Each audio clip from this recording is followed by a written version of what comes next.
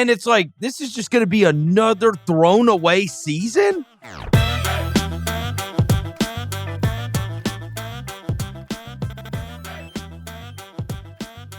My bright future Pistons. Oh, I have the Pistons as a dislike. I got them they as are one. disgusting. All right, look. This Killian Hayes thing has to stop. This is ridiculous. Why? Why? Because Jaden Ivey is alive. He is a person that exists. Okay, all right. But Killian has 57 assists to only 11 turnovers as well. Killian Hayes also has a true shooting percentage of 49. I understand. All right? He stinks. What they are doing with Jaden Ivey, like it's inexcusable. They have Jaden Ivey and Cade Cunningham and Asur Thompson and Jalen. Like, this should be the most fun team to watch of young talent.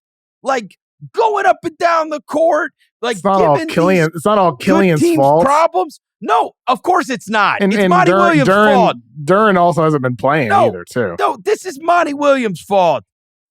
For God's sakes, they buried Ivy. They brought in Kevin Knox and gave him more minutes than Ivy, and he wasn't even on a team.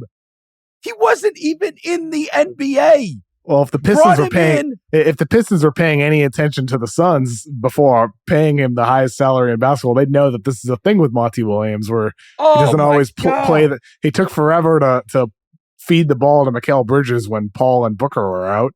He took forever to adjust in the postseason when the Nuggets were sagging off of non-shooters, and he didn't change the lineup until game 3, and then they won 2 in a row. So, like, Monty is not always doing what makes the most sense. He's a good motivator. He's a good man, but basketball-wise, I think we're seeing some of those issues right now with Detroit already. It's just bizarre. Like, this whole, you got to earn minutes, or whatever. Like, what minutes did Kevin Knox earn? Well, but it's not all. Showed up and you played him here's the thing, Jaden Ivey. This is the way I framed this thought with my dislike. It's also in the front office here. They need to break this up. They traded up for Marcus Sasser. They drafted Asar Thompson, who's awesome, by the way. He's the best player on the team right now, all due respect to Cade Cunningham, because of the way Asar impacts defense and is just a glue guy on offense. Asar is awesome. But then you also have Killian, who's shown some signs of life, but it's come at the cost of blocking the development of Jaden Ivey, who's been awesome when given opportunities and limited minutes off the bench. And you know who else it's hurt? It's hurt Cade Cunningham, because they run doubles at Cade. They run doubles at Cade. They hedge on Cade. Like, he can't be Cade Cunningham because no one else on the court is respected. Like, they've got, their best player, stat-wise, is probably Alec Burks so far. That tells you everything you need to know. And it's like, are they trying to develop these guys? Or are they trying to, is he doing I want to try to win every game? And it's just, dude, they are. And it's like, this is just going to be another thrown away season? Here's the thing, though. When it comes to Cade, he's still 4th in the NBA in touches per game, according to NBA.com. 4th in touches per game. So it's not like he's getting touches. And this is similar to our Spurs conversation. We were talking about making things harder on Wemby sometimes, like not having an ideal situation, right? With Cade, it would be nice if, despite not having ideal spacing, he were actually hitting 3-pointers. That'd be nice.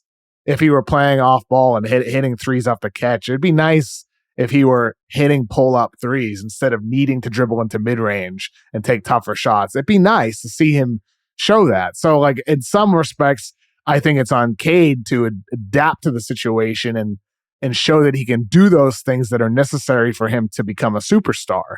On the other hand, I agree with you that they need to break it up with the guards.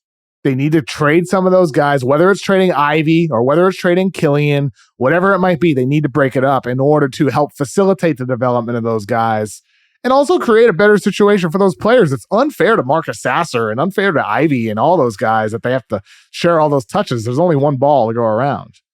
I know you've been a big Killian guy, and he's a backup point guard. That's probably all he is. That's probably all destiny. he is. Yep. His destiny in the NBA is backup point guard. Managing point guard who limits turnovers and defends hard, makes the right play. That's probably what it is. Why do I watch them and see this? And it's like, all right, like what are you even doing here? And then they've got, even when they put Ivy in the game, he stands in the corner. Mm-hmm. I'm like, this guy had a 30 ball in a game I watched last year. Like, I loved Ivy coming out of the draft. He's got that fast twitch thing going on, and like that could be a super fun backcourt. And they have just effed this up. Like, I don't understand it, and it makes me so frustrated because that could be like the Cunningham Ivy. Ivy's like 46% on catch and shoot.